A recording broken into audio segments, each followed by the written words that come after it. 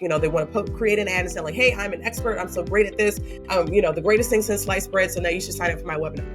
And that's not how people buy, right? People are not going to buy just because you say that you're the best. There's so much noise out there of what to do and what not to do that people tend to go indeed to a ChatGPT and just let that spit it out because it's the easier route. You're thinking about a house. The foundation of the house is your organic marketing. Paid ads are really kind of like the next layers of the house.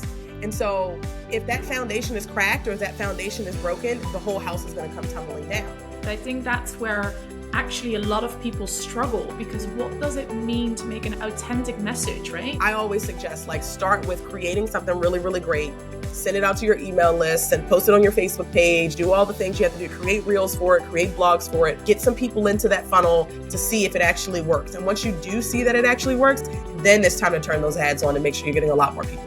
When you joined marketing about 10 plus years, I'm assuming here, ago, when social media was just coming up, what are kind of the key changes that you've seen that really has changed the way we do marketing besides just the social media platform?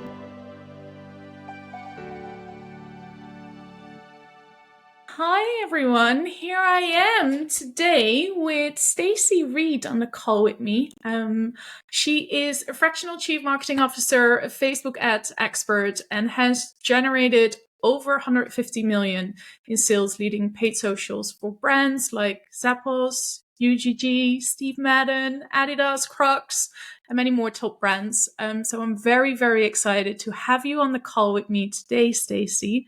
Thank you so much for being here and for sharing or gonna share your story with my audience. You have a remarkable career, and I would love to hear a little bit more about how you got there, what did you do throughout your career, and how did you get to where you are today? So I'm gonna hand it over to you to take over the reins from me.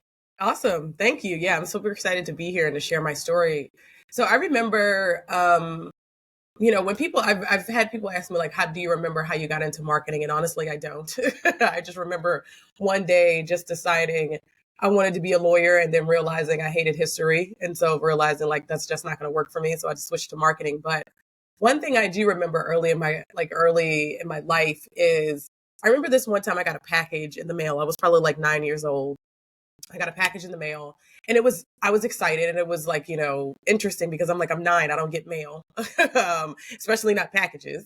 And so I remember opening this package and I kind of ripped it open and I saw there was a bunch of chips and there was a bunch of snacks in there. And the brand was Stacey's Pita Chips. And it's a brand that's here in the US, if you've, probably seen it in grocery stores or stuff like that. But I remember reading the note after I kind of was why am I getting a bunch of chips? I didn't, what is this? So I look at the note. And she said the founder, her name was also Stacey. And she said that she came up with this new snack line. And the best way she thought to get it out there to people was to find every person that she could find's address with the name Stacey. And so she sent it to hundreds and hundreds and hundreds of different Staceys across the world. And I remember thinking, at the time, I didn't realize it, but looking back, I remember thinking wow, what an impactful marketing campaign. How much of an impact that's had on me, because every time I go to the grocery store and I see Stacey's Pita Chips, I think about that story. I think about being in that exclusive club of Stacey's that got to try this first. And it really, it's a story that I reflect back on and I think about when I think about my career in marketing, because it's been all about figuring out how can you make a big impact. And I didn't realize it at the time, again, that this was just, this was a campaign that was really going to impact me and really kind of, help me to realize this is what marketing is. And this is the possibilities that you have with marketing. And so, fast forward to graduating college, doing internships and all that kind of stuff. And I realized in the beginning of my career, my marketing career, social media for business was just becoming a thing. And I remember my first internship and she just was hey, Stacey, we need you to figure out Facebook for business. So we need you to figure out Twitter for business. And I'm just okay, sure, I can figure this out.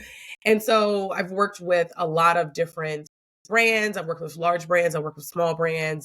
And I've worked on, marketing teams of one where I was the only marketing person.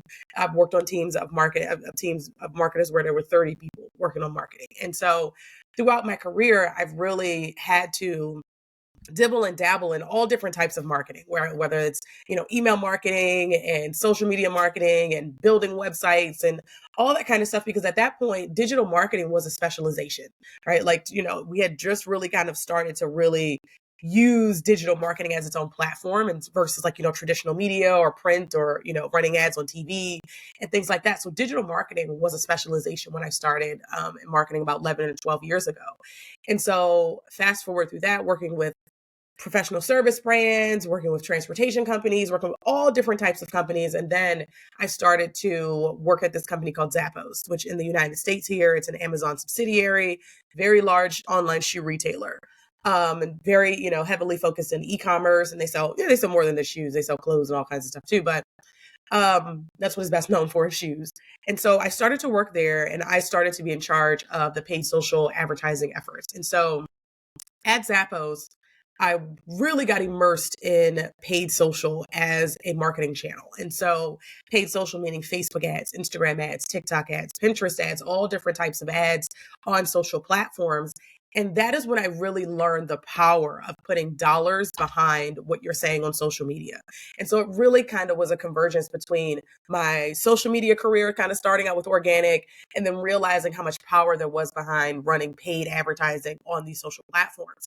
And so at Zappos, I worked with, very large brands. Like you mentioned, I worked with Crocs, I worked with UGG, I worked with Nike, Adidas, so many brands, hundreds of different brands. And I got the opportunity to really to really kind of see how a marketing machine operates, to see what happens when you have the right strategies, the right people in the right seats, and you have the right systems to make everything, to keep everything consistent. And so now I've, left corporate, because when I started to think about what's next, the only thing that was next for me was betting on myself full time and going full time in my business, because I'd always been a serial side hustler. I've always had my corporate career, but I've always been someone that's like, hey, I can help you market your book, or I can help you to sell this, I can help you to sell that. And so Zappos, my career, all of that has really kind of led me to this moment here where I own a marketing consulting company, and I help brands really figure out what is the marketing strategies, the systems, and the support they need to put in place to really scale their business and take their business from that six-figure mark to the $1 million, from $1 million over to that $5 million mark. And I do that by working with people as their fractional chief marketing officer. So being a part of their executive team, leading team meetings, creating strategies, all that kind of good stuff. And I also have a Facebook ads course. And so I realized that knowledge that I learned at Zappos is very, very valuable. And so I teach online service providers how to run their own Facebook and Instagram ads. And so that way they can use it as a way to infuse a lot more money into their business, grow their leads, grow their email lists, grow their visibility, and to really have the impact that they want to have.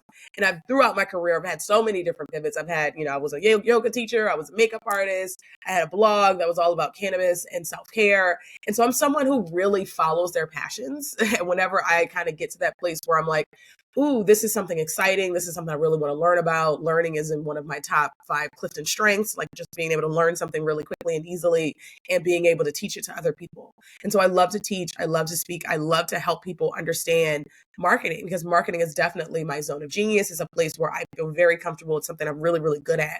And so I'm very, excited and happy to be able to share this knowledge with other brands and business owners who may not be marketers by trade. Maybe you're really good at PR, or maybe you're a really good sales, and you're just not a marketing person. And so most of the time when clients come to me, they aren't marketers, but they've built their business because marketing is an essential part of their business.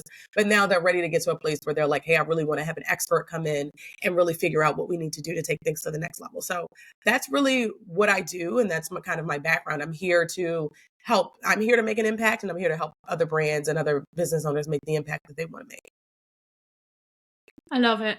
And there's so many elements when I listen to your story that I want to dive into. And I want to start with one where you mentioned, like, obviously when you joined marketing about 10 plus years, I'm assuming here, ago, when social media was just coming up. Like, I can imagine it's a completely different world from how it was back then and how it is right now. What are kind of the key changes that you've seen that really has changed the way we do marketing besides just the social media platforms? Yeah, that's a great question.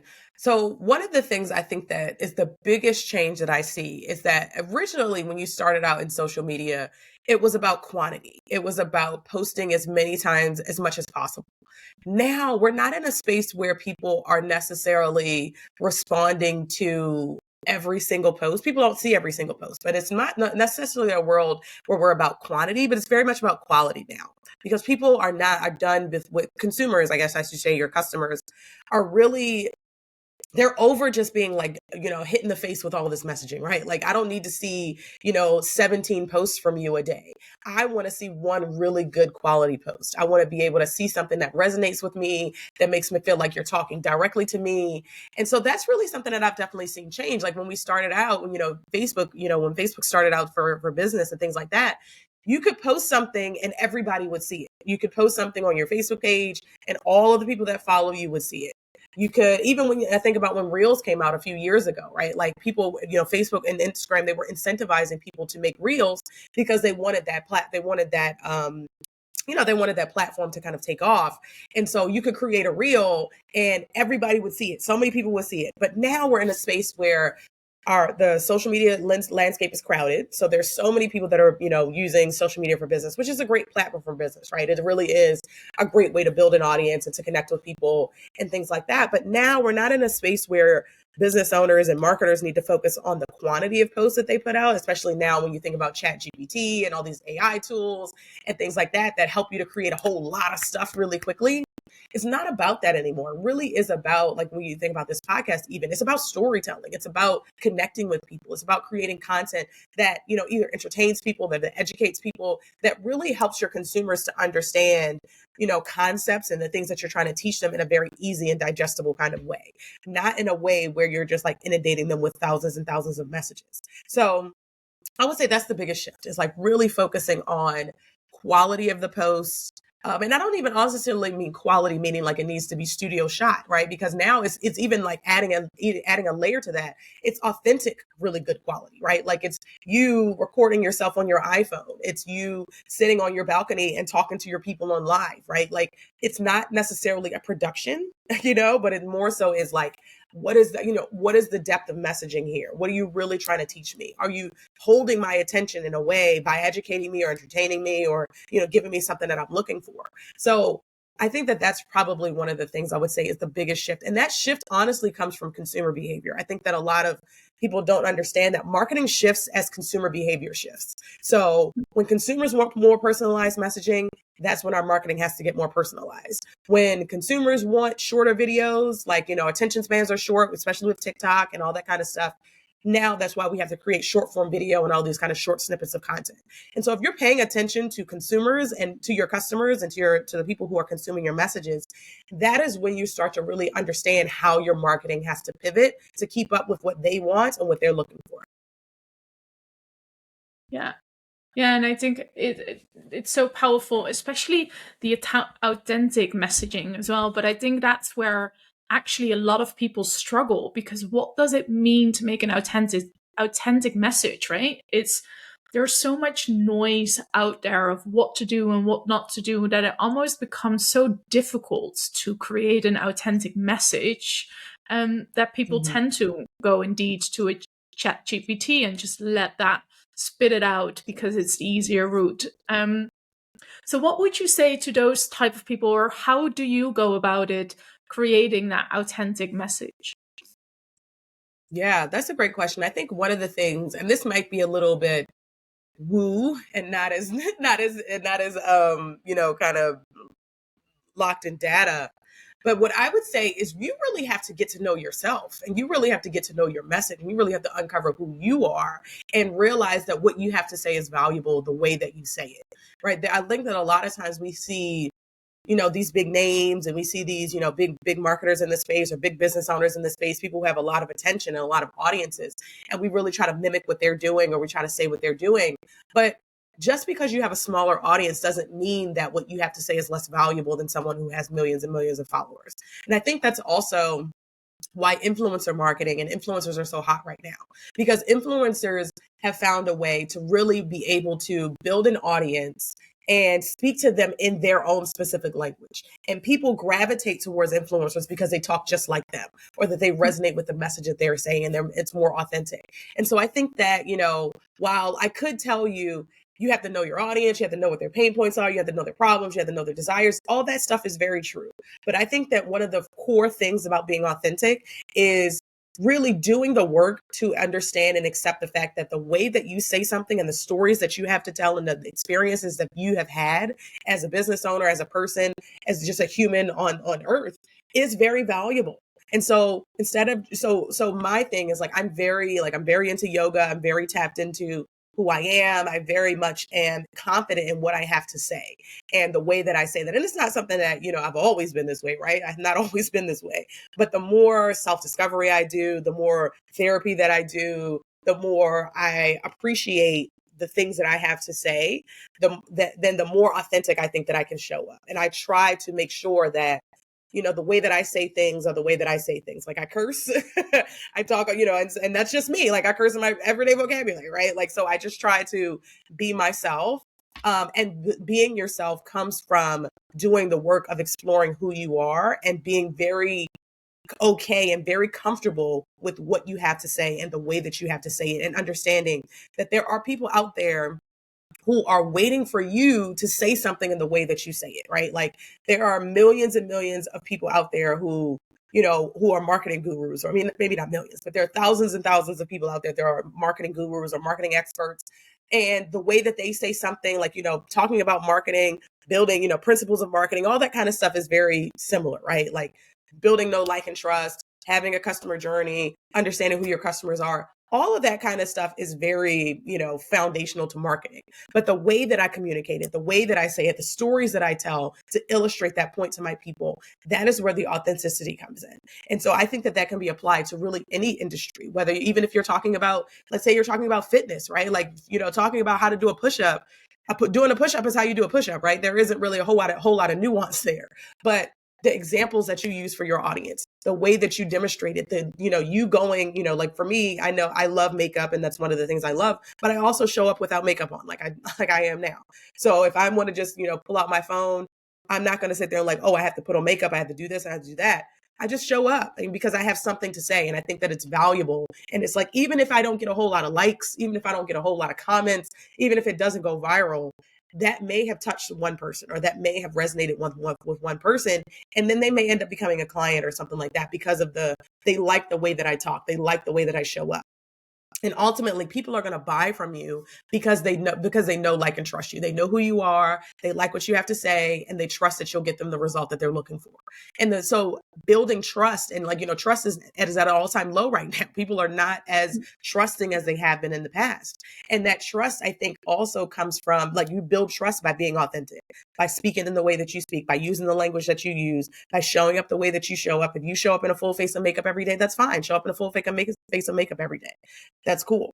But the authenticity comes from you showing up and being who you are, and understanding that what you have to say is very valuable in the way that you have to say it, and knowing that somebody out there is looking for the information that you have, and they want to hear it from somebody like you, and someone that maybe reminds them of themselves, someone that reminds them of someone that they care about. But understanding that what you do and the way that you show up really has more to do with who you are as a person, embracing who you are, and valuing all the things that you have to say, rather than trying to be like somebody else. Yeah, I think it's so powerful, and it's something that I lead with a lot as well. And it's kind of the red line that I've seen in all the conversations I've had so far on this podcast. That authentic self and really knowing who you are is one of the key things to move things forward, because there's no one else like you out there. No one has your past, your siblings, your future in front of it. We're all different. And yeah, using that as a power rather than the comparison of maybe, okay, but I am different and therefore I'm not as good, or therefore I'm not who they are. It's not the way to go about it. It's actually focusing on who you are and doing that. So in that regards, how have you been able to really get to know yourself, and when did that kind of start happening? Yeah, I've gotten to know myself by following my passions. I've always been someone who is not afraid of trying something new. And I'll give you an example. So I have insomnia, and like years and years ago, I was and I have had insomnia for a very long time. And one of the things that I just kind of thought you were just supposed to live with it. I thought it was just, normal. um, and so I remember one time I was driving and I fell asleep driving. I was on my way to work. I just gotten up, got myself ready to go to work, and I just fell asleep. And it was very scary. And I was okay, nothing happened, but it was for a split second, and it like felt like I was out of control of my body. And it really kind of just like, it was scary. And so that was my moment to realize like I need to take this seriously. Like you need to really figure out this insomnia thing. And so I went to a doctor. I started to try all the different things that we try, right? Like so I Googled all the different things. That stuff didn't work. I went to a doctor, tried sleeping pills. The sleeping pills worked for like 2 weeks. And then he was just like, oh, well, yeah, you build up a tolerance to sleeping pills. And so his suggestion was to take it for 2 weeks and then to stop taking it for 2 weeks and, do like that. And I'm just like, that doesn't really sound like a solution to my sleep problem. It sounds like a Band-Aid. And so I decided to continue to kind of like, figure out what else I could do. And so that's when I discovered cannabis. And then I realized like, oh, cannabis is something that has really helped me to learn to be able to sleep. And even to this day, I use it to sleep. And so when I realized that, when I discovered that solution to my problem, I remember being like, I need to learn everything I can learn about cannabis because I want to know, why is this helping me? And I want to be able to tell other people, that this is something that can help them.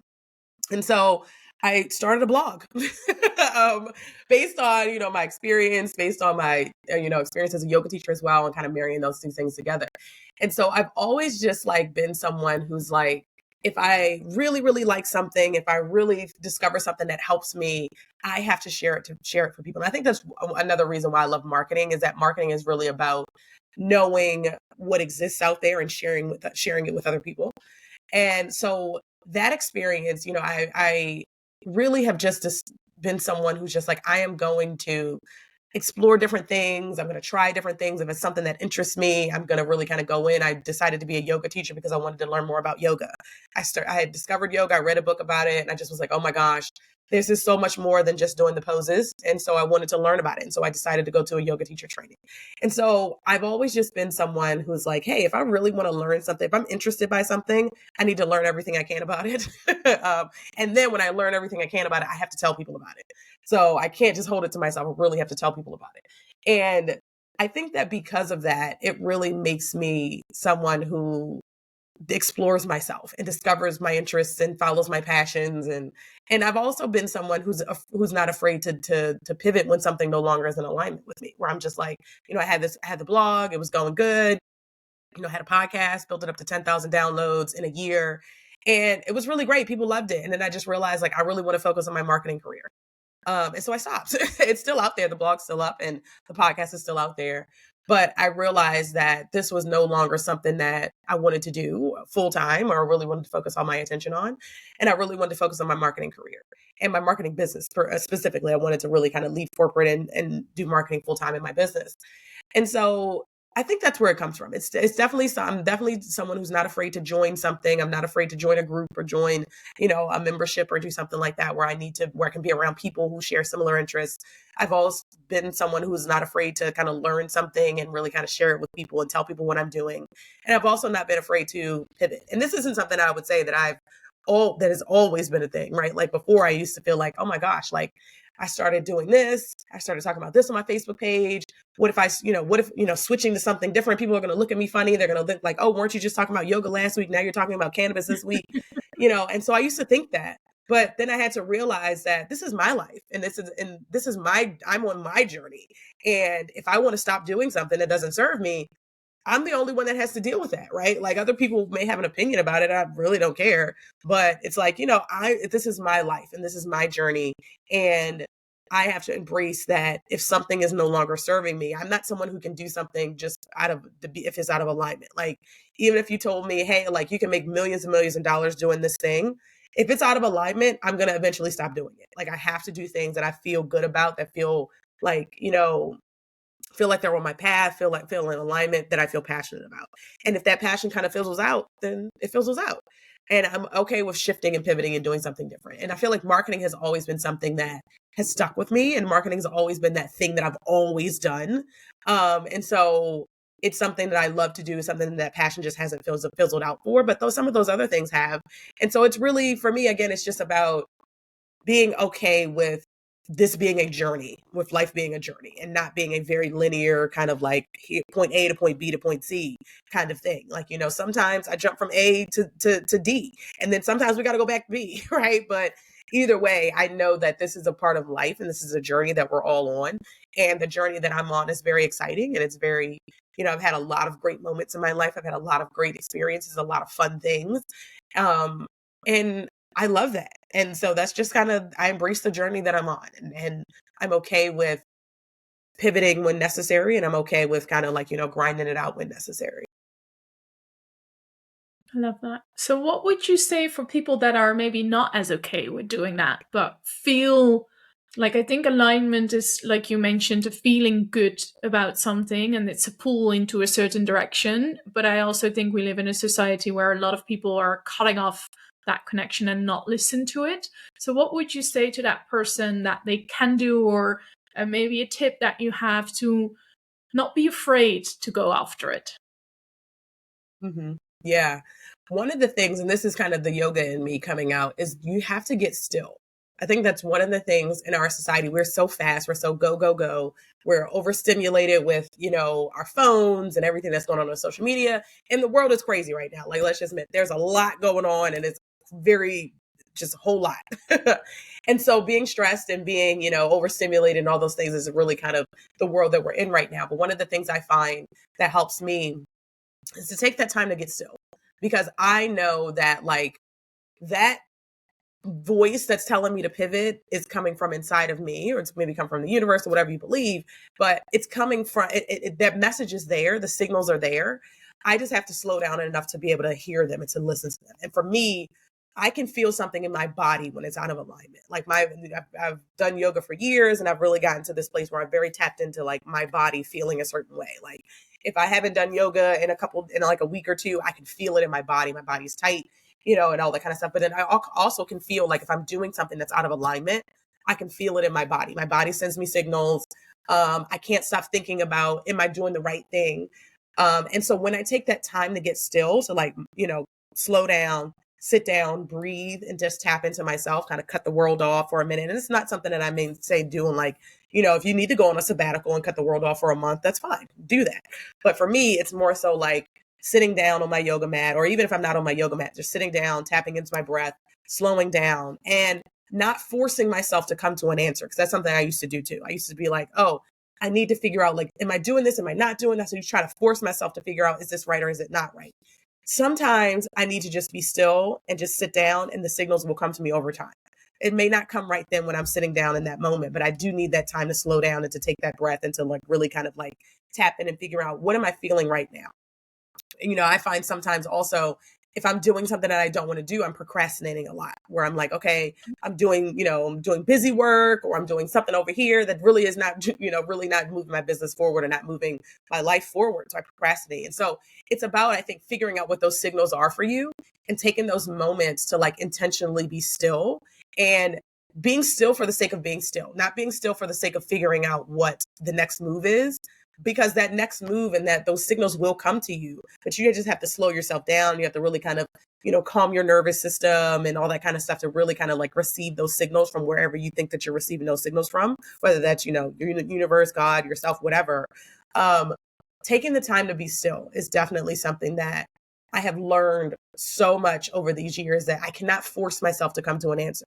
I can't force myself to come up with, even when I think about business, right? Like, I can't force myself to come up with a name of what I'm going to name my offer, or I can't force myself to come up with, a fun name for something or anything like that. I really just have to kind of sit and let it come to me. And so I think that it's really kind of understanding, like, with yourself, does that work for you, or what works for you? Whether some people may say, some people maybe prayer for them, right? Like taking that moment to pray, taking that moment to go to a place of worship, whatever that is, right? For you is perfectly fine. And it's just understanding, what is that for you? For me, it's tapping into my yoga. It's making sure that I am breathing, that I'm clearing my mind, that I'm cutting the world off, that I'm putting my phone away. I'm taking the time to just really be still with myself.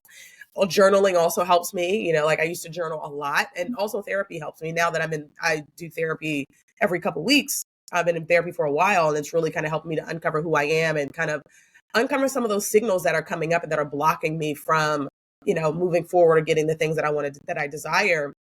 And so journaling isn't as big of a part of my practice as it is now. I mean, as it used to be before I had someone who I was talking to about this all the time. But even recently, I've been thinking like I need to get back into journaling because I really did like to kind of take the thoughts in my head and get them on paper. And so getting it out of my brain stops. So it's not swirling around because I'm someone who will like my thoughts will swirl around and I'll think. But I really just have to take sometimes that you sometimes can't think your way to an answer. Sometimes you have to be still and you have to really kind of let it come to you. And so for me, again, that comes from the yogi in me and the yoga that comes out of me that kind of like, I move through life with. So for someone else listening, you have to figure out what that is for you. What can you do to disconnect? Maybe you are a swimmer and maybe when you're swimming, things come to you, right? Like, so whatever that is for you, you really kind of have to just figure that out and make it a practice to tap into that frequently and not just letting it be something that you come to only when you have a problem, right? Like I can't only do my yoga when I have a problem, or I can't only do my yoga when my body's tight. I have to also do my yoga when I'm feeling great or when my body is feeling a little tired or when I'm, feeling like I just need, I need a stretch, right? Like I need to really be able to tap into my yoga whenever I need it rather than, or tap into my yoga frequently. So that way I can always have that space for those signals to come to me rather than feeling like, okay, I'm going to do yoga so I can figure this out. It's like, no, I'm doing yoga because it's a part of my life and it's a part of my practice. It's a part of how I feel really good and making myself show up in a way that I want to show up. So I think that that's what it is. It's really figuring out what it is for you, but it's also making that space for stillness to kind of like, turn the world off and figuring out what are those signals, because it's so easy for us to think that my next move is supposed to be based on something I saw somebody else doing on Instagram, especially if you're following people who may be in the same space as you. Maybe they're ahead of you somehow, like revenue wise, or they're, they're making more money than you. They're more visibility than you. It's easy to think I'm supposed to be doing what that person is doing. But no, you're really supposed to be doing what you're doing. You're on your journey. You're on your path. And so taking the time to be still and to listen to yourself or listen to whatever powers that you believe in is really the key to understanding what is my next move? How do I stay in alignment, or how do I know if something's not in alignment? It's really, really tapping into yourself. Yeah.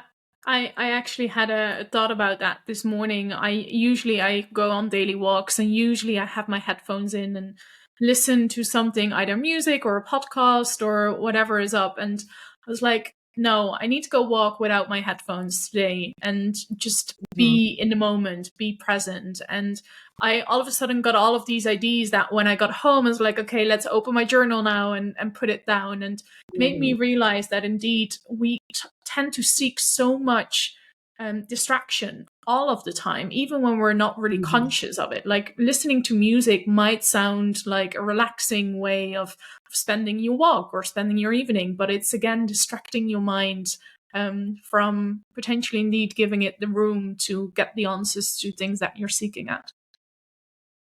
Yeah, definitely. I yesterday, it's funny.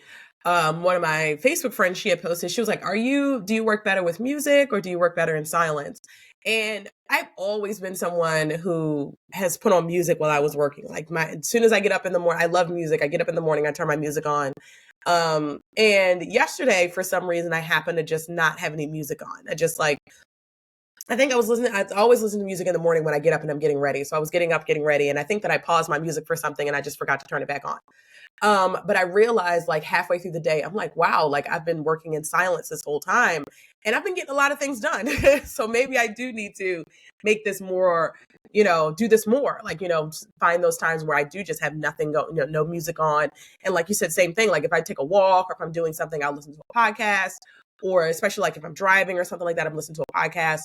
And, sometimes it really does benefit you to just listen to nature, right? Like listen to the birds chirping or, the wind blowing while you're walking, really kind of connecting with nature, or listening to silence and really not having anything distracting your mind while you're working. And so, like, I'm not going to say that I'm never going to listen to music again while I work, but sometimes I really do need to just like, kind of pause and just hear, only myself and not have my brain working in overload because she's listening to music. She's trying to figure out how to, fill out the spreadsheet. Like she's doing so many different things. And so sometimes it really is about just like having that silence and that stillness to really kind of just receive whatever you're supposed to receive. Yeah, couldn't agree more with that. So talk to me a little bit about your entrepreneurial journey so far. So you've been in business for about, or at least jumped into your own business for yourself about 1.5 years ago, when you left corporate completely, if I'm correct. So how has that journey been? Because for a lot of us, when we leave corporate, it's a complete switch. Like you had all of these structures, you had a whole team there working with you. Everything was at least to some way established. How was that for you, jumping into it and then starting to grow your business? Yeah, that's such a great question. It has been a roller coaster, let me tell you. Excuse me. It's definitely been a roller coaster. It has been one that, because so like when I decided that I was going to take my business, as I mentioned, I was a side hustler for a long time, and so I decided I was going to take my business seriously in like 2020. I ended up leaving Zappos in 2022, and so it had been a couple years of kind of doing this dual, like trying to build my business and also working corporate. And I remember while I was doing that, I just could not wait to get out. I just was like, oh my gosh, I can't wait to leave corporate. My plan was to leave corporate after a year.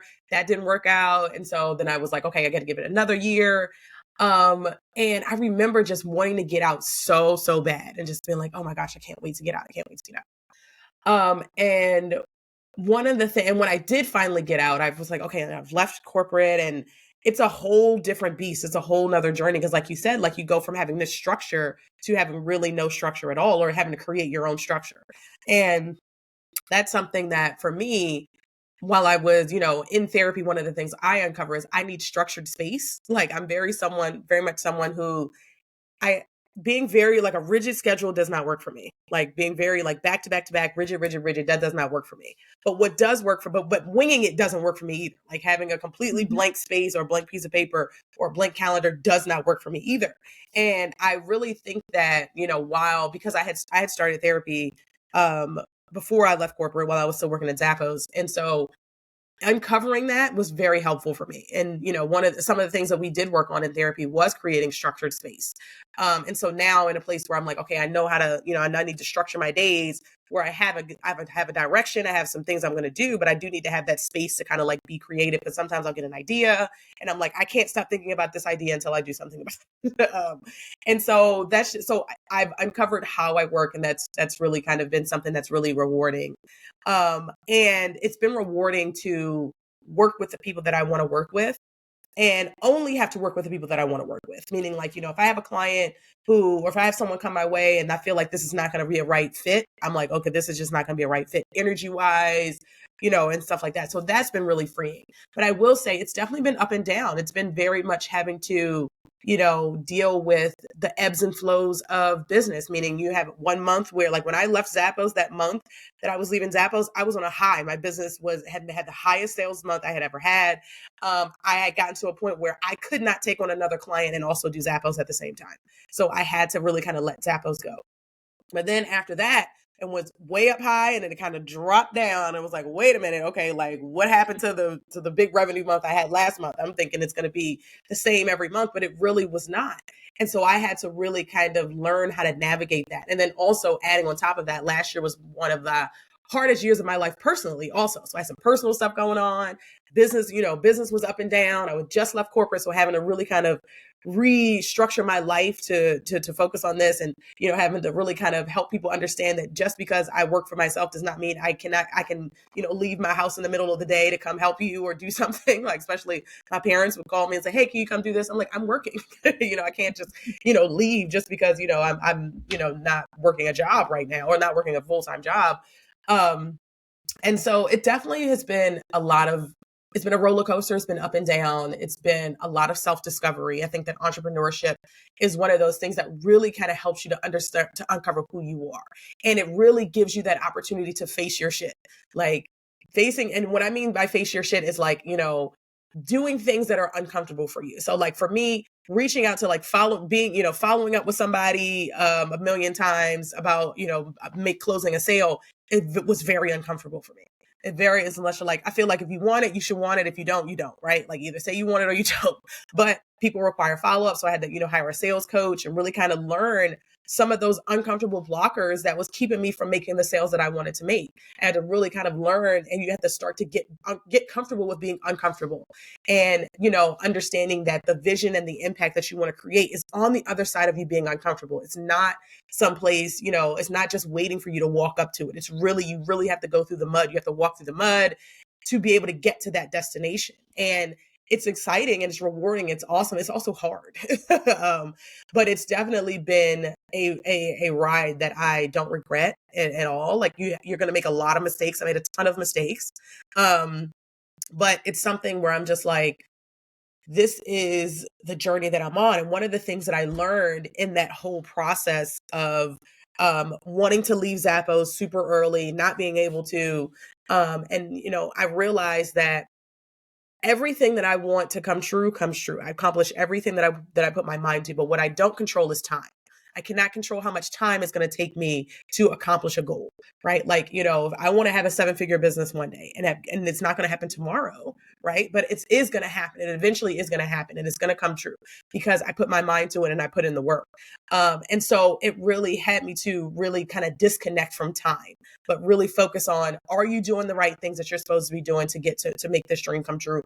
Are you doing your sales activities first in the day instead of, having things that are uncomfortable so you fall off? Marketing is very comfortable for me. So putting myself out there, being visible, going live, all that kind of stuff is very, very comfortable for me. And I'm able to do all those kinds of things, very easily. But what's hard is the sales, selling and actually being someone who's like, okay, I have a sales process now. Like, wow, that's something that's completely different than where I was at when I started. Actually being able to close people on sales calls, actually being comfortable doing sales calls. Those things were uncomfortable for me. Like, actually, like I could talk to someone all day. Like I'm really great at building relationships. But when it came time to say the price and to actually close the sale, that's when I would clam up. I'm like, oh, like, I'll just send you a proposal. I'll just send you an email because that's easy. That's, comfortable for me.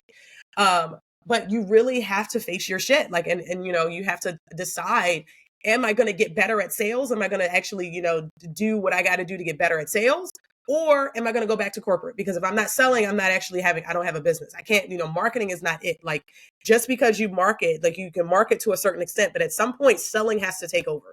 You have to do the things that are uncomfortable for you. So maybe it's, even things like, delegating to a team, like hiring help, all that kind of stuff is uncomfortable. But you really have to be able to decide that the impact that you want to create, the impact that you want to have is on the other side of being uncomfortable. And it's always going to be something that you're uncomfortable with, but you just have to learn how to face it and how to go through it instead of avoiding it. Instead of trying to go around it, you have to go straight through it and decide, like, if I need to hire help, I need to hire help. If I need to get, take a class or take a course, then I need to do that. But you have to get comfortable with being uncomfortable. And that's one of the things that I've definitely learned in this entrepreneurial journey is being uncomfortable with being uncomfortable and letting go of time and feeling like I want this to happen tomorrow. And it's like, even if you take an action step today that doesn't pay off today, that doesn't mean that it's not valuable, right? Because there are going to be so many times when you have to take a step, you have to take a step, you have to take a step. And you may not see the top of the staircase yet, but you are getting closer and closer and closer. So everything that you do is not going to yield, direct revenue or something like that coming into your business, but having coffee chats with people and getting to know people, building relationships with people, right? Those kinds of things are things you have to do, even if you're uncomfortable, because those things may pay off a year or two from now. Like I remember when before I started working at Zappos, I had joined a kind of like networking group of people who also wanted to get into tech because I decided I wanted to work in tech. I never worked in tech before. And getting a job in tech is a little bit of a different beast than getting a job at, some other regular, non-tech companies. And so I met this woman. She was also trying to get into tech. So we, built a relationship there. She went on her journey. I went on mine. She went to go work on a MailChimp. I ended up, working at Zappos. And years later, she comes back and says, hey, I have a startup. I started this company. I want to bring you in, to help me with the marketing. Right. And so that was a relationship that paid off 5 years later. Right. Like, and so there are some things that you're going to have to do that will not pay off today, like building relationships. But some of the speaking opportunities I've gotten, clients I've gotten, a lot of that stuff comes from building relationships. It comes from referrals from somebody I built a relationship with. So a lot of it is kind of facing things that you are uncomfortable with, but understanding that even if the payoff is not today, you still have to do the activities. Like I tell myself every day, like even when I'm discouraged, I'm like, if you don't get up and start to and do what you have to do, your dream will never come true. Right. Like even if I'm discouraged today, even if I'm upset, even if I'm like, oh my gosh, it's a slow revenue month, I'm stressed out. I still have to get up every day because I'm like, if I don't get up and put in the work today, it's not going to happen. So even there are times when I'm like, hey, I need to rest, where I'm like, resting is definitely something that is essential and powerful and all that kind of stuff. And sometimes I'm like, hey, I'm having a day. Like last week, I had a day where my brain was so foggy, and I was like, I'm doing a disservice to my business by actually trying to push myself to work because my brain is so foggy and I can't figure out, get anything done. So that day, I was like, I need to rest. I need to just call it a day, get some sleep, and start fresh tomorrow. But either way, I still have to be able to say like, hey, I have to do what I have to do to make my dream come true, even if I'm discouraged right now, or even if I, am not in a place where I want to be. So it's definitely been a ride, and it's definitely been a journey for sure. And it's something that I'm very grateful for where I'm at now. I always practice a lot of gratitude. And like last year, even like I said, it was one of the hardest years of my life. I was always saying like, say something that you're grateful for. You got to be grateful, be grateful, be grateful. Because you are where you wanted to be. Because a couple years ago, I wanted to be here. Like I wanted to be at that place where I was working for myself full time. And now that I am here, I want to be somewhere else, right? The goalpost is always going to move, but you have to be grateful for where you're at in order to get to where you want to go. Yeah, I love that. And I think it's so important that people hear that as well.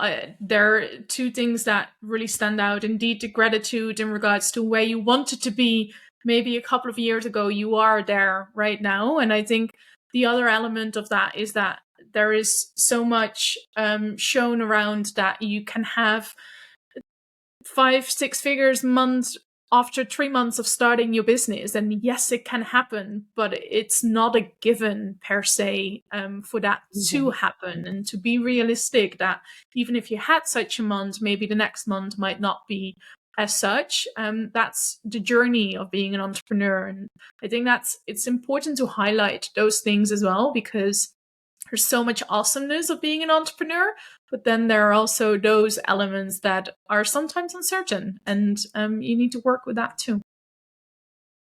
Yeah, definitely.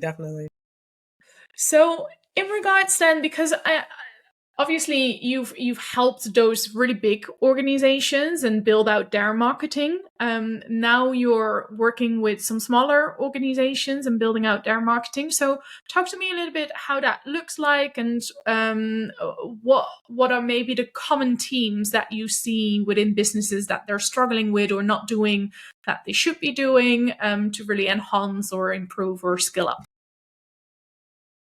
Yeah, I think that one of the things I see a lot is that the business owners are focused on short-term marketing strategies rather than also being focused on long-term marketing strategies as well. Because social media, for example, like organic social media, I'll say, for example, is very much an instant gratification kind of channel, meaning put something out there and you expect somebody to send you a DM, you expect somebody to do something, right? Like it's very like, I put something out, I expect something back. Put something out, I expect something back. But it's also a channel that is fleeting these days because you have to keep posting and posting and posting and posting to stay relevant. And that really has a lot to do with the platforms and their algorithms and all that kind of stuff. So, that aside, right? Like it is a channel where you have to keep posting, posting, and posting. And a lot of times we get so caught in social media because we do see that instant gratification, meaning like I do post something and then someone does send me a DM. And so I'm thinking like, okay, this is what's working for me and I need to keep doing this. But what happens is if you're not really investing in these more long-term strategies, you get to a point where you just feel like you're on a content hamster wheel, where you're just like creating. But if you create, for example, focusing on long-term things like SEO, like which stands for search engine optimization, creating evergreen content like podcasts and blog posts and YouTube videos. Those kinds of things may not pay off right in the beginning, meaning you may drop a podcast episode and you'll get downloads and people will listen to it and that kind of stuff. But, maybe you don't get a direct sale from that, but it does help to, the audience that you have to get to know you more. It helps them to understand your methodology, helps to build that trust.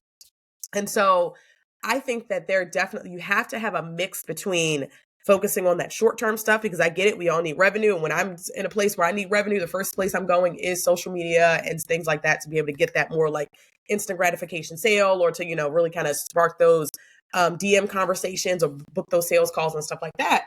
But we also have to make sure that we're investing in things that will pay off for the long term, things that will continue to drive traffic for the long term. So like blog posts or podcasts or YouTube videos, those kinds of things stand the test of time, meaning you can create one really, really good YouTube video and you could start getting leads from it forever, right? You can post it today and you can start getting, maybe you won't get leads right from it today or tomorrow, but in 2 or 3 months, when that really starts to pick up, then you'll start to see leads coming in, for 3, 4, 5, 6 months from now. And so that's one of the things that I see is a big mistake that a lot of business owners make. They're relying on organic social instead of also investing in some of these longer term strategies, or they're building their whole business based on organic social, and they're not investing in things like email and stuff like that do allow you to create a container of people that you own, right? Because we don't own the people on social. Like I remember with my cannabis blog, I had woke up one day, got on Instagram, and my Instagram page was shut down. And Facebook was just like, you violated our policies, so we're going to shut you down.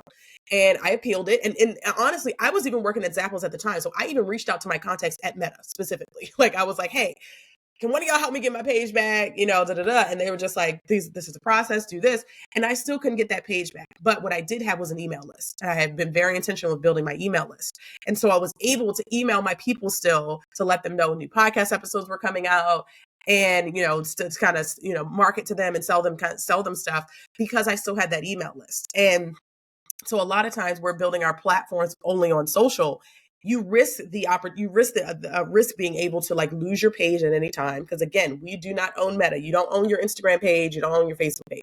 But what you do own is your email list. You do own your texting list. You do own your website. So if you're getting traffic to your website, all the content that you post on your website, all of that stuff is yours. And so I want business owners to make sure that we're doing a balance of both. Like, yes, you're posting on social. Yes, you're creating your reels. Yes, you're doing all that kind of stuff for sure. But you're also making sure that you're investing in things that will continue to pay off over the long term. And I think about like Facebook ads, for example, they are a long-term strategy. If you're using Facebook ads to grow your email list, that way you're actually taking people off of Facebook and getting them into a world that you own, like your email list, your website, and those kinds of things. And so there's so much that you can do to make sure that you have that balance between the two, but you have to make sure that if you are solely focused on Facebook and Instagram as your primary platforms of growing your business, keep in mind that, again, you don't own those platforms. And so figuring out what can I do? How can I use Facebook and Instagram to fill some of these other channels that I have that I do own? So that way, just in case something happens, an algorithm changes, they shut your page down, you still have the ability to market to your audience. And even thinking about also layering with organic social, organic reach is dropping, like every year it's getting harder and harder to get in front of your people organically. Like Facebook's, with Facebook, only 1 in 19 people are going to see your posts. And with Instagram, their algorithm or their organic reach has dropped like 30 something % every couple of years. Right. And so it's harder and harder to get in front of more people by relying on organic marketing. And that's one of the reasons I teach Facebook and Instagram ads, as part of my business. I have a course that teaches people how to run Facebook and Instagram ads themselves, because I want you to be able to use the power of these platforms, but I want you to also make sure that you are getting these people off of the platforms and getting them into a world that you own. So that way you can market to them and you can control how much you communicate with them. If you want to email your list every day, you can email your list every day, right? Like, but if you post something on Facebook every day, that doesn't mean everybody's going to see it every day, right? Like you may have and you may have noticed, like if you think about, I know for me, I noticed that I'm seeing posts from 3 days ago, right? Like I will see something and it says like, if this was posted 3 days ago. And it's like, if you are in like a time sensitive launch, for example, if you are posting on Black Friday and you have a sale that's only running on Black Friday, me seeing it on, in December is not going to I'm going to miss the promotion, right? Like that doesn't make any sense. I'm going to miss out on that promotion. A lot of people aren't seeing what you have to say. But if you're using channels that you own, like your email list and your website and those kinds of things, then it's more likely for more of your people to actually see it, right? And so it's really just about making sure that you have a holistic approach to how you're marketing, and you're relying on a combination of short-term marketing strategies as well as these long-term marketing strategies so that you can have a really kind of holistic look at your business. If you think about big brands, or even if you think about, like it doesn't have to be a Zappos or an Amazon that you're thinking about. If you're thinking about your business coaches that may have a bigger platform than you, or you're thinking about, people who are like the Amy Porterfields of the world and those kinds of people who have these big audiences, they have a very holistic approach to their marketing, right? A lot of your favorite people have podcasts now, right? Everybody's starting a podcast. Lots of people have YouTube channels. When I was working at Zappos, I remember we had people who were working on email. We had a Google Ads team. I was on the paid social team. We had people who were working on all different types of marketing, and all of that kind of stuff feeds into each other, and it helps the whole ship rise. And so that's one of the things that I want people to kind of understand and take away from the things that I'm teaching, is that it's not just about saying like I'm dominating social or I'm making $1 million on Instagram. That's great. I want you to keep doing that. But also keep in mind that you have other levers that you can pull marketing wise to make sure that you have more of a holistic approach. And that helps to make you more money in the long run, because people are like, all of your people, they're looking at your emails, they're looking at your YouTube videos, they're going live, they're listening to your podcast, they're watching your live videos, they're consuming your social content. People are not just on one platform, right? People are not just only reading your emails. Most people are checking you out all throughout the web and in different places. I remember I was running ads and someone, she saw my ad. She went to my Instagram page. She looked at my Instagram content and she reached out and says like, hey, I would love to have you come on my podcast because I love what you have to say. And I'm like, how did you find me? She was like, I saw one of your ads and I just went to your Instagram page and started looking at all your stuff. And I thought, oh my gosh, she has a lot of great things to say. So I would love to have you come on my podcast. And so that's what happens when you really are focused on using a more holistic approach, rather than saying like, I'm only focusing on Facebook and Instagram posting organically because I'm only reaching the people that I'm friends of or friends with, right? That's just how the algorithm is designed. You're only going to reach people who are friends with, who are connected to you, and people who are connected to them. So you really kind of limit yourself and you leave a lot of money on the table when you're only relying on organic, when you're only relying on organic social, for example. But when you add ads to the picture, when you add evergreen content to the picture, then you have a more holistic approach with how you're doing your marketing. Yeah, I couldn't agree more. I think it's definitely, like you're mentioning, social media is becoming harder and harder to grow, or at least to some extent compared to a couple of years back, and having that differentiation, but also being able to create that longer form content so you build that trust again is so helpful to actually build a community around you. How would you, because a lot of especially beginning entrepreneurs kind of find it difficult to build content for all these different platforms, because they create original content for each and every single platform. How do you go about it, creating as much content as you can and differentiate that across these different channels? Yeah, great question. And one of the things I think is really impactful is having a hero piece of content that you use and then you repurpose in other ways. So for example, for me, that's my podcast. My podcast is called Roadmap to 1 Million. I create episodes every week, and I use that content to then, repurpose on other channels. So like my podcast, for example, it gets published on a podcast. When that podcast gets published, it automatically goes to YouTube. So I do have a YouTube channel that, I'm not putting it in and I don't want to say that I put all 100% effort into each of these channels, but what I'm doing is making it so that I'm repurposing it, and I create systems in place that allow for repurposing. And so, I will I publish a podcast episode. That podcast episode goes on YouTube. That podcast episode also becomes a blog post that I post on my website. So I'm helping to get SEO traffic to my podcast and things like that. I also send it out to my email list. So I make an effort to build my email list and grow my email list. And I send my podcast out to my email list. Then I also create social clips that I post on social, driving people to my podcast.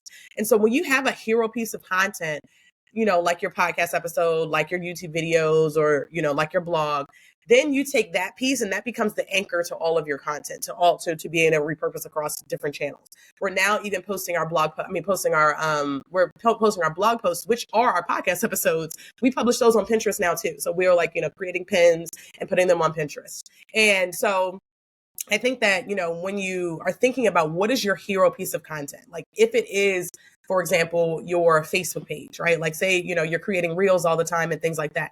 Can you put your reels on YouTube Shorts? I've started to put my reels on YouTube Shorts, and it's using I have a social media scheduler that allows me to post it for YouTube Shorts as well as Instagram. And so it's not about saying I create content for all of these different platforms, but it's figuring out what is your hero piece, what is your hero channel and what's your hero piece of content.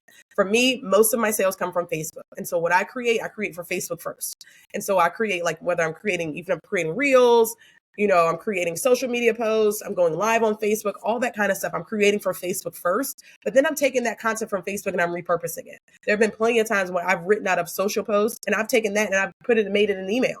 I'll just take it and I'll just, adapt it a little bit. And then that becomes an email to my list. And so it's about being very just like strategic with what is your primary channel that you're focused on? What is your hero piece of content that you're using to nurture your audience and to sell your audience into your offers and things like that? And making sure that every other channel that you're using is pointing to those things. It's kind of like if you can picture like, a flywheel where you have something in the middle and you have all these different channels outside of it and they're all leading to the same thing. And, or leading both ways, right? The arrow's going both ways, where your podcast is going on your social channels. It's going on like, I create stuff for Facebook first, as I mentioned, but then I post that stuff on LinkedIn as well. I post my reels on LinkedIn as well, because I do have a following and an audience over there. But I do keep in mind that the place that I primarily get clients from is Facebook. And so that is my biggest focus, is making sure I'm growing my Facebook page, I'm growing my account, I'm running ads on Facebook, I'm doing all that kind of stuff. But then I'm using these other platforms to then feed either my Facebook posts, or I'm using it to feed my podcast, which then is what I use to nurture my audience, to let them get to know me, to build that trust. And so that they are, ready, when they're ready to buy, they're ready to buy from me. So that's what I would say. You're repurposing content. You can be very intentional with that. But it really requires you figuring out what is the primary channel that I'm focused on, and how can I take the content that I'm creating for that channel, because each channel has its own nuance, right? Like reels work really well on Instagram, like Facebook. For me, it's mostly like written posts, or like, I post a written post with a picture, and those kinds of things tend to work. So figuring out what works for that channel is very important. But then there's no reason you can't repurpose those things and put them on other channels so that people can see you across different platforms, because there are people who follow me on LinkedIn that also follow me on Instagram, that also follow me on Facebook. And I remember one person who bought my course, her and I had connected through a business group that we were both in. She followed me on LinkedIn. She follows me on Instagram, and she ended up sending me an Instagram DM saying like, "Hey, I wanted to buy your course. Can you send me the link," or whatever like that. But she followed me all across different places. And so even though she, Instagram is the place where she decided to pull the trigger, she still was seeing my content across all these different platforms. She's on my email list. She listens to my podcast, all that kind of stuff. And so people are consuming your content in all these different places, and it helps you to stay top of mind from when people are actually ready to go ahead and sign up for the thing, or to go ahead and purchase the thing that you want them to purchase. Yeah. Yeah, and it also increases in a way their conversion, because usually it's 7 to 10 times that they need to see you before they even either start following you or decide to buy from you as well. So I guess the more you are everywhere, the more noticeable you are, and the quicker that conversion can happen. So yeah, and I definitely want to say, like, you don't have to necessarily put all of your attention into every single platform. Like I mentioned with YouTube, for example, someone reached out to me recently and was like, "Hey," with Pinterest specifically, she's like a Pinterest expert. And she sent me a DM on Facebook saying like, "Hey, are you doing anything on Pinterest? Like, love your content. I see, your, Pinterest is like, Pinterest would be a great platform for you." And I honestly said to her, I said, "Listen, I think that Pinterest is a great platform. Everything in marketing works, like, all like webinars work, ads work, Pinterest, all that stuff works. But the capacity that we have right now is really just pinning our recent blog posts to Pinterest. Once I start to get a signal that Pinterest is sending me a lot of traffic, or that Pinterest is a channel that really works for me, then we will put more attention into Pinterest. But my main focus is Facebook and repurposing my content across places. My main form of content is my podcast. And so we're repurposing it. And so, I put a lot of attention and effort into the podcast and creating a really good quality episode. And I put a lot of attention into creating really good quality Facebook posts. But I'm not, but Pinterest has its own nuances, and I'm not going to jump onto Pinterest, and really kind of put all of my eggs in, put all my eggs in Pinterest basket when I don't even know if that platform is going to work for me yet. And so I don't want people to walk away from what we just said about thinking like you have to put 100% of your attention on every single platform. That's not the case. But if you do have the ability to repost and to really kind of build that into your workflow, that's why it's so important to have systems in place. Like Pinterest is built into our workflow. Like when we publish a podcast, we have a series of steps that happens after each podcast episode is created. And sliding Pinterest in there is very, very simple because we have Canva templates that we use. My assistant, when she, publishes the podcast episode, she knows she has to do, she has to send an email out with the show notes. She knows she has to post a blog post, and now she knows she has to post on Pinterest. And so, or she has to take one pin and post it and put it on Pinterest. But like I said, we're not putting all of our eggs in Pinterest's basket. We're not putting all of our attention in Pinterest's basket right now, just because we don't have the capacity to. If we did have the capacity and we had a bigger team, then sure, we would, maybe do more with Pinterest and try to do some experimenting and testing and all that kind of stuff. But don't feel like you have to put 100% of your energy into all of the channels. Figure out what your money makers are and where you're driving where the biggest impact is. Focus on that. But then if you do have the opportunity to add things to your workflow, that's when you can definitely do that. Yeah. Yeah. And also with that, I think it's, again, important to feel aligned to the channel as well. Like sometimes one is just easier for you because, I don't know, if you love writing, for example, then some of these platforms might be more straightforward than the others. So I guess that's the other piece of figuring out alongside where does your audience hangs out, obviously. Yeah. So in regards to Facebook ads, then when should someone use Facebook ads and what's the right way of going about it? Yeah, great question. I think that you should start to use Facebook ads when you have something that's working in your business. And so there are people out there who say, you can start running Facebook ads, as soon as you start your business or, right out the gate, you should start running Facebook ads. And that's okay. Like those strategies work. I'm not going to say that they don't work. But when I see Facebook ads work best is when you have something that works and you want to light it on fire. Because Facebook ads are really an amplifier. They will take something that you've created and have the ability to get, millions more eyeballs on it, millions more leads, grow your email list, grow your visibility. It has the ability to do that. But what I like to say is that when you're elevating something that's really, really good, that's when you're going to get the best results. So in that, you have to understand who are your customers before you start running any Facebook ads. Who are your people? Right? Because you can reach, there are billions of people on Facebook, billions of people on Instagram, but every one of them is not your customer. And so you have to create ads that speak directly to your customer in order for you to stand out and for you to get their attention. And so in doing that, you have to understand who your customers are. And in that way, you have to have clients, you have to have customers. And so I tell people, organic marketing is the foundation. It's the foundation of the house. If you're thinking about a house, the foundation of the house is your organic marketing. It's continuing to show up, creating that evergreen content and all that kind of good stuff. Paid ads are really kind of like the next layers of the house. And so if that foundation is cracked or if that foundation is broken, the whole house is going to come tumbling down. But if you do have a solid foundation in place, if you're like, hey, I'm sending my emails out to my people, I'm creating my podcast or my evergreen content, and I'm showing up organically, I'm building a community, I'm attracting people to my audience, then you're ready to start to add paid ads to the mix because you want to elevate something that works really well. And so you understand who your people are, but then you also have a way of converting them into a sale. Because a lot of times when you're with Facebook and Instagram ads, you're reaching people who have no idea who you are. They have not read your blog posts. They haven't listened to your podcast. They haven't consumed all your Instagram content. They don't know who you are. And so what you want to do is make sure that you have a place to send them that gives them the information that they need to make that purchasing decision. And so that comes to life in your marketing funnel or your customer journey. I like to call it a customer journey. Some people call it a marketing funnel. Either way, pretty much the same thing. So you know who your people are, you have a place to send them. So you have a marketing funnel set up, and you're doing your organic marketing. You're getting signals that your organic marketing is working. So if you're on Facebook, you're on Instagram, and you're seeing that this channel is working for you, then the next natural step is to start running ads. But what a lot of people want to do is they see Facebook working, they see Instagram's working for them, but then they want to go get on TikTok. And I'm like, well, why are you getting on TikTok if you're not running ads on Facebook and Instagram? Because you're already getting signals that this platform works for you. It's just about figuring out what's the right strategy to make it so that you can capture the attention of people who don't know who you are and warm them up and then move them to a sale. Right? That's really what you're doing. It's like, Facebook ads are Facebook content with money behind them, and it just reaches more people. So if you have really great content that you can elevate, then that's what you want to start with instead of jumping to another platform. So that's what I would say is like making sure if you're ready for Facebook ads, if you know who your people are, and so you know what messages resonate with them, you have a way to warm them up, to move them from, like I like to say, moving from I have no idea who you are to please take my money. So what does that journey look like that you're moving people towards the sale? And you're getting signals that your organic marketing is actually working. And so you can use your organic marketing to build community, because paid is really going to get volume, right? And paid is going to be able to get more people into your world, but the organic marketing is what's going to help them to know you and like you and trust you.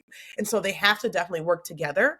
And so I'm not necessarily someone who says either or. I definitely think both. I think start with organic, get some signals, get some revenue going, get some clients, all that kind of stuff organically. And then when you're ready, you layer those paid ads on there to really take what you're doing from where you're at and putting it on a larger stage. So does that mean then that you would always use Facebook ads later down the line instead of, let's say someone has built a really great lead magnet, freebie, they have a really low audience, they have not enough people to really, grow that as such, to then run Facebook ads to kind of help them with that growth and to see some more people come in on their email list so that they can nurture that further again. Yeah, definitely. If you have a great lead magnet, like if you've done the due diligence of creating a lead magnet that works for you, then definitely it's time to light that thing on fire with Facebook ads. Because that's the key is understanding that it works for you, because I created so many lead magnets that do not work, right? Like, everything's not going to be a winner, right? Everything you create is not going to be the thing that takes your business to the next level. But are you taking those signals? Are you putting things out there so that people can give you the chance to give you feedback or to get results from what you're saying?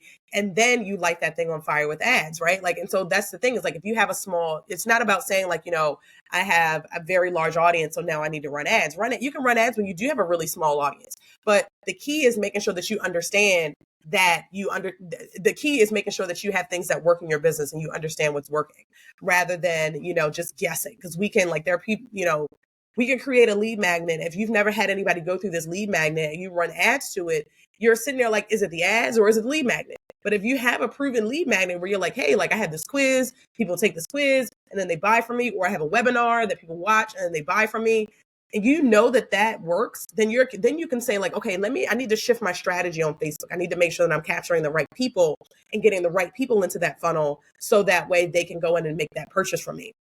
But if you have something that's unproven and that you've never tested before, you don't know if it's the lead magnet or if you don't know if it's the ads. So I always suggest like start with creating something really, really great, put it out to your audience, send it out to your email list and post it on your Facebook page, do all the things you have to do, create reels for it, create blogs for it, all that kind of stuff. Test it out, get some people into that funnel to see if it actually works. And once you do see that it actually works, then it's time to turn those ads on and make sure you're getting a lot more people in there.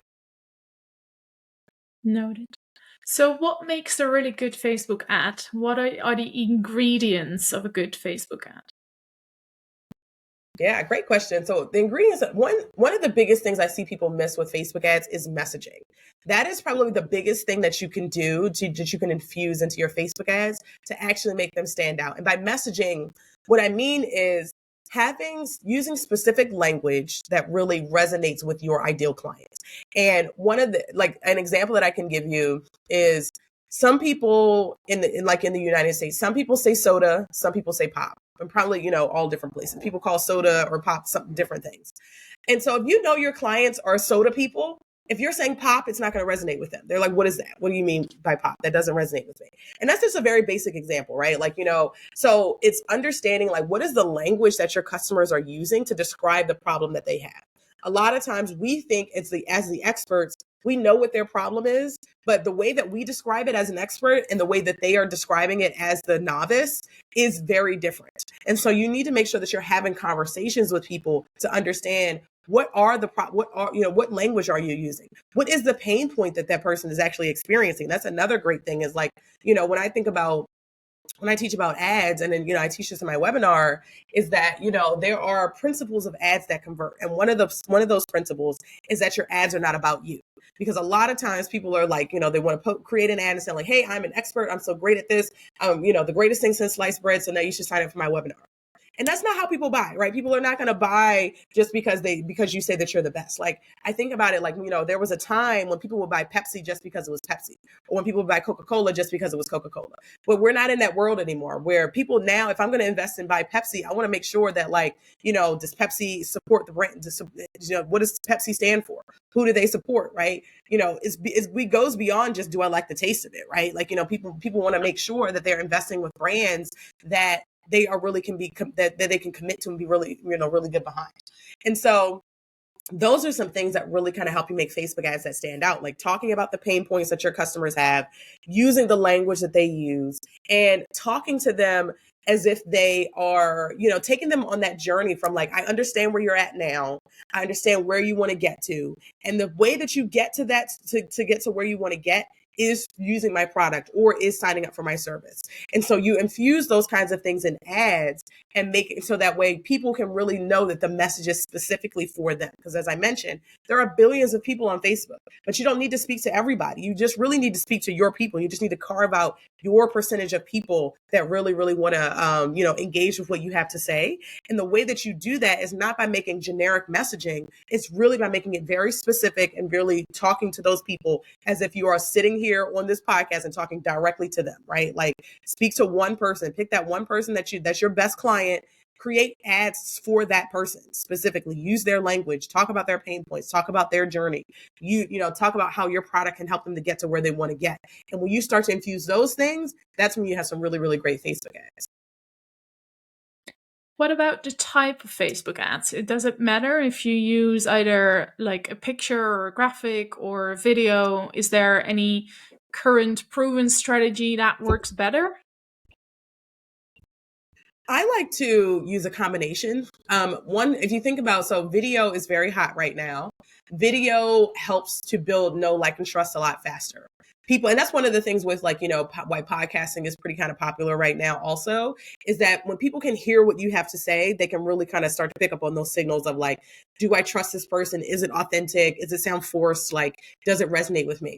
And so video is a great way to build know, like, and trust for sure. But then I also see that when I run still images, one of my best converting ads is a still image. It's a still image with copy, with like headline and some body copy. I use this image over and over and over again. It's from an image that I did from a photo shoot. My hair is completely different now. And so it's like, it's an old photo, but it works and it converts. So I like to teach, when I teach in my course and things like that, I like to tell people to use a combination. Video is definitely going to help you to connect with people. But then sometimes you are going to see that still images convert a little bit better for you. So I like to say, you use a combination, figure out what's working for you. And once you figure out what's working for you, then you're off to the races with that. Like, you might see some of your reels you can repurpose as ads that work really well. You might see some of your Facebook posts that you can repurpose as ads and that work really well. But it's really about testing and figuring out, trying a couple of different things and then taking those signals that the data is giving you and then going in that direction. Final question on this one for you is there a way to say, okay, this is a really good ad, this has been working really, really well? The reason, let me give you some context.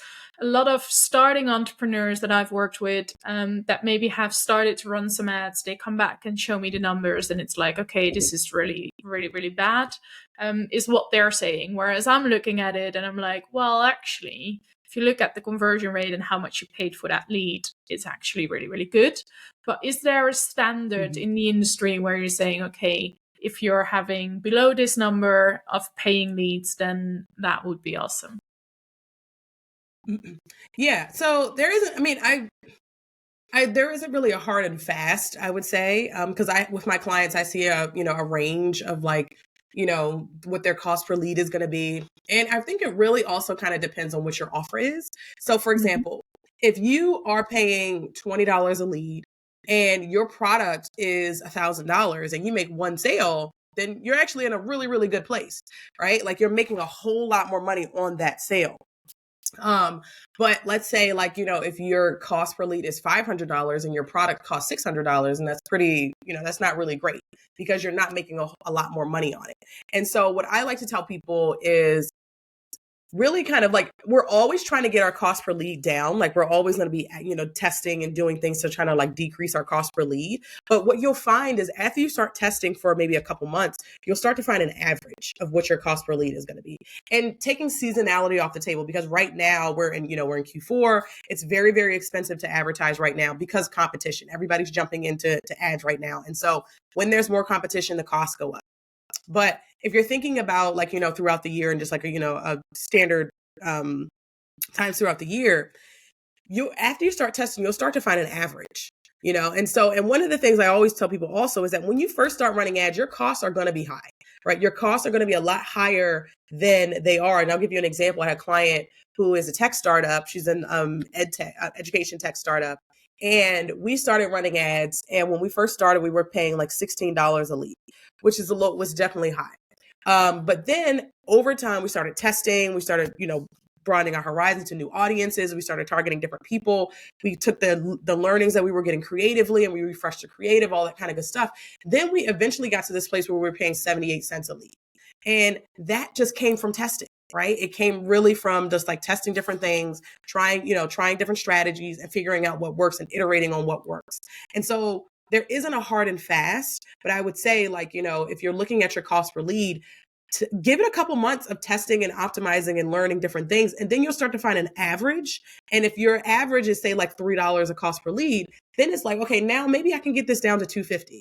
Maybe I can get this down to $2, right? Like what are some things that I can do to lower this cost per lead? But when you have an average, then you can start to understand, you can backtrack like how much you have to spend in order to get the goal that you want. So if you're saying like, hey, my cost per lead is an average of $5, and I want 500 leads, then you can do the math to say like, how much money do I have to spend to get 500 leads, right? So all of that kind of stuff, like it's very nuanced and it's very, depends on industry and, and your niche and what you're doing and we're testing and stuff like that. But it really, really boils down to, are you being intentional with what you're testing? Are you receiving the signals from the data? And are you giving things enough time to actually start to, lower the cost? Like that first week or two, when you launch your ads costs are going to be very high because Facebook is trying to figure out who are your people, who is it. But once it does start to optimize and the algorithm starts to smooth out, then you'll start to see an average. Once you find that average, then you're using that as your basis to be able to kind of like, do your calculations, figure out how much I need to spend to reach my goals and that kind of stuff.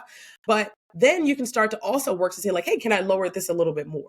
Right. Or maybe you realize, hey, $3 cost per lead is great because if you lower it any lower than that, then you're losing lead quality. You're not getting as quality leads. So maybe you are comfortable spending $5 or $10 a lead because you get a higher quality of lead.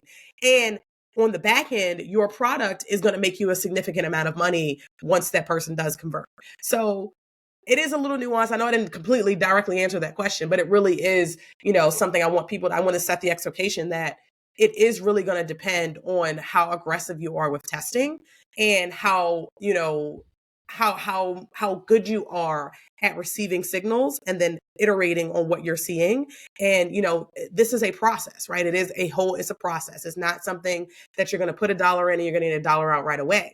It very much is going to require some testing and that kind of thing to be able to get to where you want to get. But once you do get there, then you're kind of like able to say like, okay, now I know what my average costs are. So then I can actually start to backtrack to figure out like, what do I need to spend to get to the numbers that I want to get to?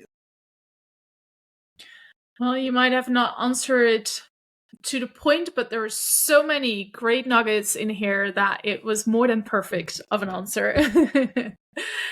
All right. Well, I have one final question for you, which is around your journey as an entrepreneur. Anyone who's listening that's on that journey, what are the key things you would advise for anyone who wants to get to that 6-figure business, that you say, okay, do this, and maybe a key thing that they should not, in your opinion, maybe not be doing? Yeah.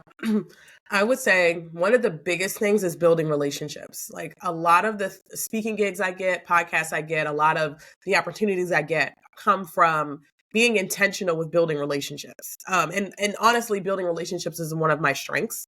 I took a strengths, and I know that because I took a strengths test. And so taking a strengths test is also a really good idea, I think, for any entrepreneur, because what you want to do is figure out what your strengths are and align your marketing activities and your business with your strengths. So, for example, for me, I'm a lot stronger in speaking than I am writing. Like writing for me is difficult, or I wouldn't say difficult. It's a lot more time consuming, and I feel that I can express myself a lot better and a lot more clear when I'm talking. And so that's why I have a podcast, because I like to talk and I like to engage with people.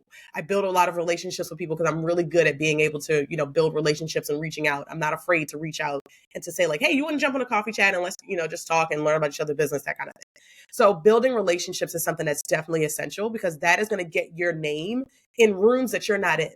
There have been so many times that someone has said, hey, you should check out Stacey, or hey, you should reach out to Stacey. And that person has either become a client or has led to a speaking opportunity or something. And that's because I intentionally built relationships with one person. And then they got into another room that I'm not even in, that I don't even know exists. And they mentioned my name, and now I'm in that room as well. So building relationships is definitely something. 2 is also aligning your marketing with your strengths. Like one of the things I ask my one-on-one clients, my CEOs, I'm like, what is your energy levels? Like one of my clients, she was actually moving from New York City to Abidjan in Africa.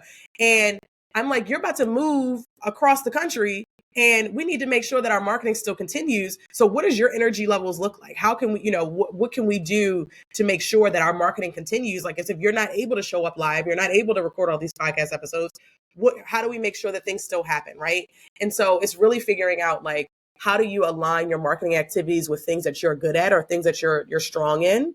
And so again, like if video is not your thing and writing is your thing, right? Like everything in marketing works. Like if you like to present and do webinars, right? Like, figuring out what it is that works for you. Because when you show up as your authentic self and you show up in a way that is in your strength, it's going to have much more power behind it. So those are the couple things I would say. Build relationships for sure. Be intentional with building relationships. Don't just wait for people to come your way and to reach out to you. And also make sure you're doing things that are aligned with who you are and your strengths. And then something I would say not doing is one thing that trips me up is I get shiny object syndrome, where I'm like, I want to try this, I want to try that, I want to do this, I want to do this, I want to do that. And so I'm jumping between things, this, and this. And so figuring out how to focus is definitely something I'm still working on, and I've gotten better at, for sure. But I think that that's one of the things that I would say to avoid jumping between, avoid having that shiny object syndrome, avoid doing things just because you see other people doing them, right? Like, if you see somebody that has a YouTube channel and they're like, hey, I'm making millions and millions of dollars on YouTube, but you don't like to show up on video, don't feel like you have to go and do YouTube just because that person's making millions of dollars on YouTube. If you rather podcast, because there are people making millions and millions of dollars with podcasts, right? Like, so everything in marketing works is really just about figuring out what your strengths are and aligning your marketing activities with your strengths so that you can, be aligned in your business, and that'll push things further. Love it. Thank you so much for sharing that. And just for everything that you've shared today. So many great nuggets, and I cannot wait for anyone out there to listen to this. Where can the listeners look you up, reach out to you and learn more about what you do and explore your services? Yeah, definitely. So you can connect with me by listening to my podcast. Go subscribe to my podcast called Roadmap to 1 Million. You can also connect with me on my site. So you can go to staceyzeal.co. It's STACYZEAL.co. And over there, I have a bunch of free resources. So if you are curious about leveraging Facebook ads for your business, make sure you go to staceyzeal.co/maximize, because there you can watch my webinar. And that really kind of just teaches you the nuts and bolts of Facebook ads and what you need to know, like concretely, to be able to use this in your business to bring it to life. But then you can also find me on Instagram. You can find me on Facebook at staceyzill.co. And I create a lot of content. I'm always all over these, internet streets. So definitely you can find me all over the place. But those are the 3 places I would go. Roadmap to 1 million, the podcast. Head to my site, staceyzill.co/maximize, or find me on Instagram or Facebook. Awesome. I will make sure to link the links below as well, so that you do not have to go searching for it. But thank you so much, Stacey, for being on with me today. It was a real pleasure. Yes, thanks for having me. Wrap up another episode on the Stories to Remember podcast. I want to thank you for being a part of our community. It's your support and engagement that keeps me going. I would also like to request a small favor. If you found value in this episode and enjoyed our podcast so far, I kindly ask you to subscribe. Your subscription not only means the world to me, but also helps me to expand the reach, connect with more incredible guests, and continue sharing inspiring stories. Furthermore, your engagement and feedback are invaluable to us, so please do share your thoughts on the podcast. For now, once again, thank you so much for tuning in. Stay inspired, stay motivated, and I can't wait to have you with us next time. See you then.